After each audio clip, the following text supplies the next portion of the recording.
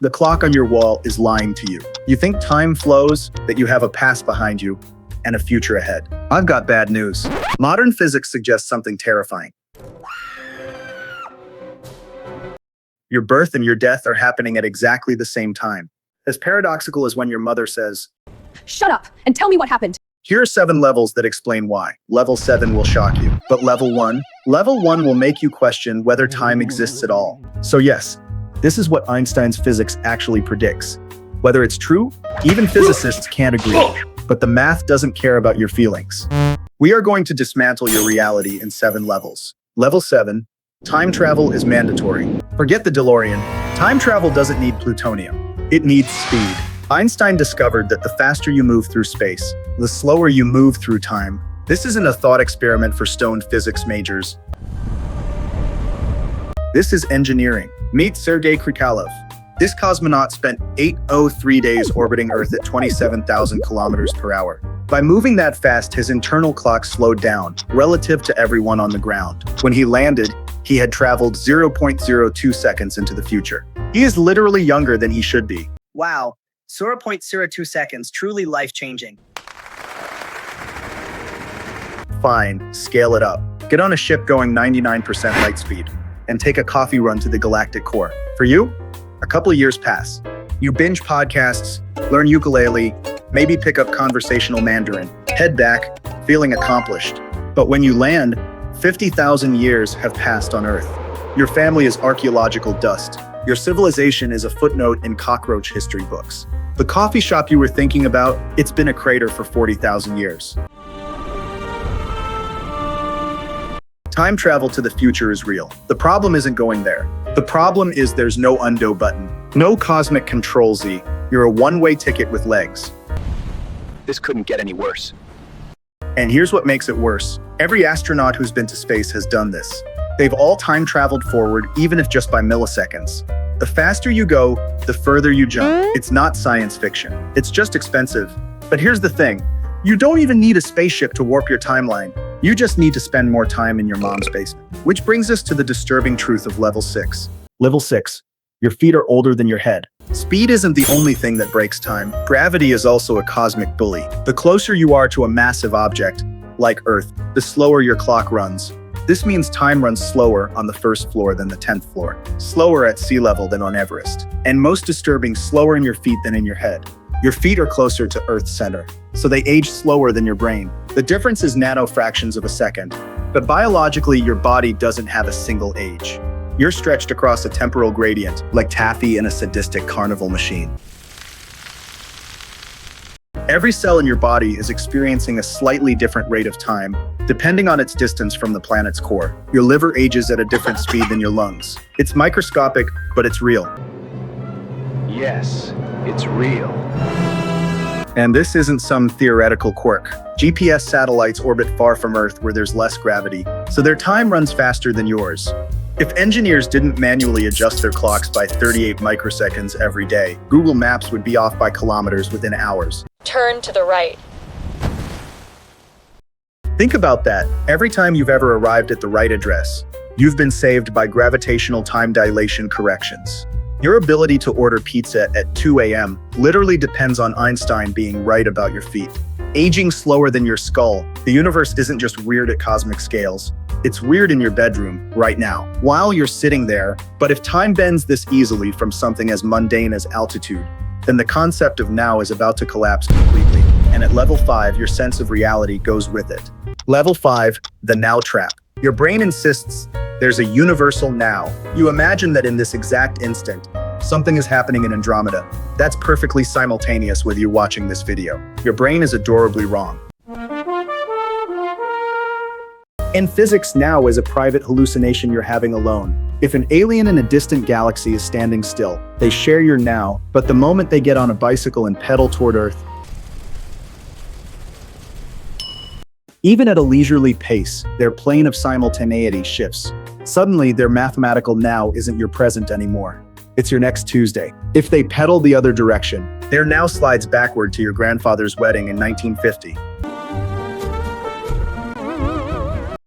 This isn't a metaphor. This is the actual geometry of spacetime.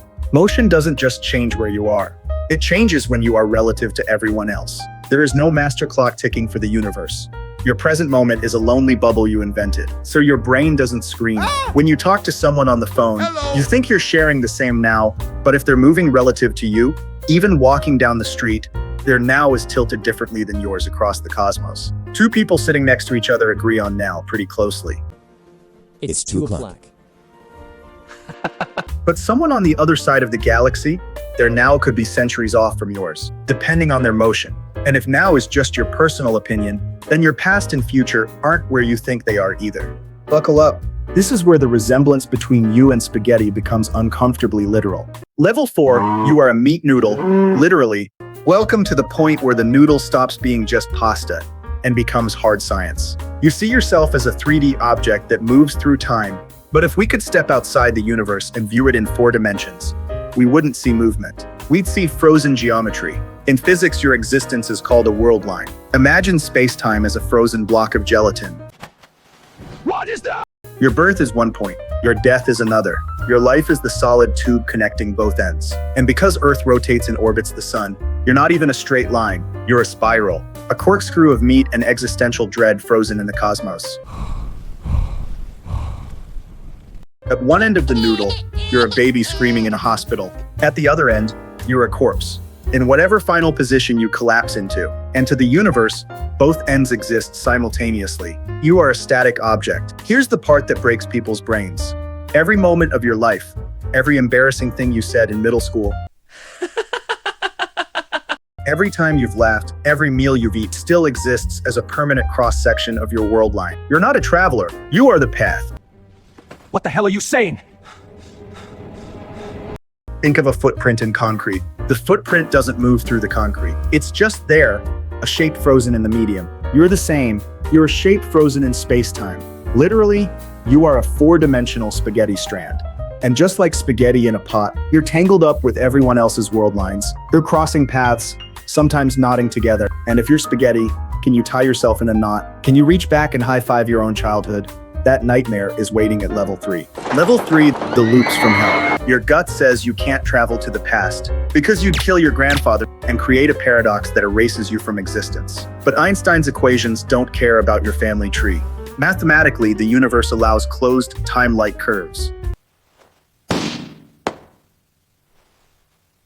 If space-time curves enough by rotating a black hole or threading a wormhole, your world line could form a circle. You could walk forward into the future and loop back into your own past. It's not easy. It probably requires harvesting the energy of 1,000 suns and would vaporize you in the process. But the universe doesn't have a no time travel sign.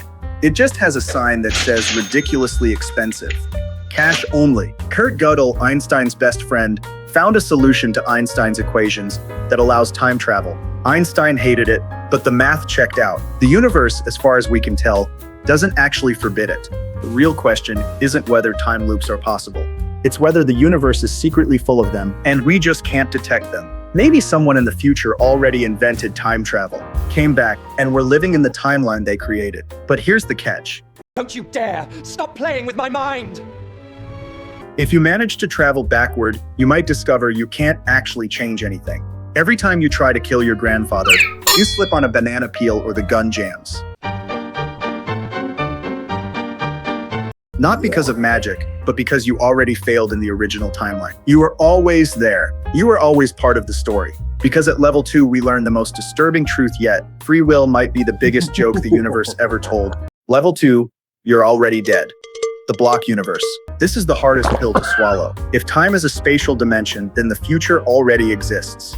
Think of a road trip. The mountain 100 kilometers ahead doesn't materialize when you arrive. It's already there, patiently waiting for your mediocre Instagram photo. In the block universe, your death isn't an event that's going to happen. It's a location on the cosmic map that already exists. Right now, as real as your birth, this is called eternalism. When Einstein's best friend died, he wrote, "For us convinced physicists, the distinction between past, present, and future is only a stubbornly persistent illusion." The good news, nobody really dies. It's a joke. We just stop intersecting with them in time. Your 5-year-old self is still alive forever, frozen at the coordinates of your childhood, eating cereal and believing in your dreams. The bad news, The script is already written. You don't have free will. You're just a consciousness experiencing a movie for the first time. But the entire film reel was shot and edited before you were born. Every decision you think you're making, already made. Every crossroads moment in your life, already decided. You're not choosing, you're remembering things that already happened. Except from the inside, it feels like choice. This is why some physicists hate the block universe. It's not just philosophically disturbing. It makes choice and responsibility and regret seem like elaborate theater. You're an actor reading lines you can't change. But wait. Now what? If this existential crisis wasn't enough, there's one level deeper, a level where even the illusion of time crumbles to dust. Level 1, the resolution error.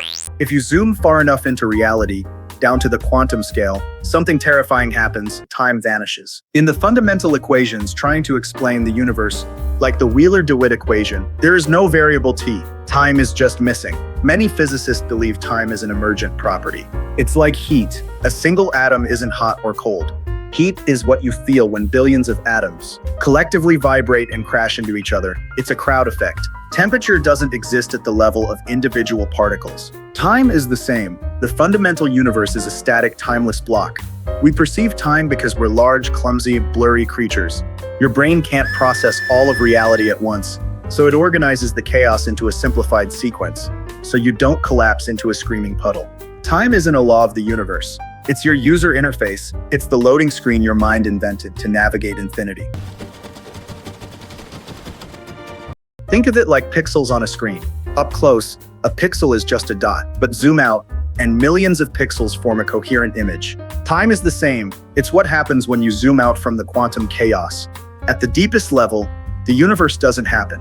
It just is. A static mathematical structure. Eternal, unchanging. The flow of time is something your consciousness adds to make sense of it. You don't flow through time. You create time by observing. Your consciousness is the projector that turns a static film strip into a moving picture. So relax. You're a geometric noodle in an eternal block, where your death and birth shake hands. If the past still exists, your mistakes are just places you already left behind. And if the future is already there, you already survived it. Just make sure your spaghetti is a tasty one. And that's how spaghetti untangles the fourth dimension. See you in the next episode.